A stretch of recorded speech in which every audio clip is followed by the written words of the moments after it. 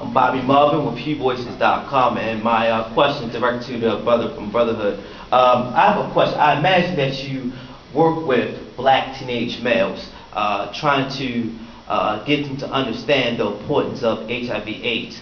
What is your method? What has been a response on educating them? Because we're fighting two diseases, not only HIV/AIDS, but also ignorance. What has been your response, and what has been your efforts with Brotherhood? Well, everything we do with Project Brotherhood, we take a public health approach. So we don't just look at the disease, we look at the social part of it, the economical part, spiritual part.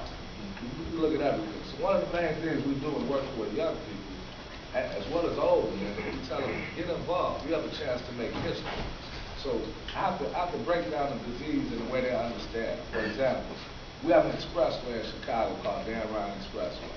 So I'll say, who wants to run across the Dan Ryan blindfold? I'll give you $100,000. They look at me and say, you're crazy. I said, well, that's right, I am.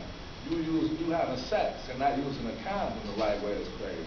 So what we do is we ask them.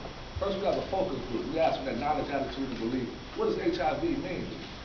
What does it mean? When you hear that word, what does it mean? Once we develop and analyze what they say, then we develop a curriculum for them.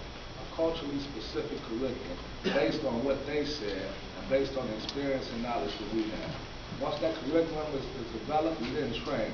Once we train, we ask, we say, look, I can't speak to your peers group. You're trained now, let's create some science. Let's create some messages that you can relate to your high school kids. I don't listen to Lil Wayne and some of these other guys, so I don't know the language. They do. Once you involve them, they want to help you. Black men and boys, young men want to help. They want to get involved.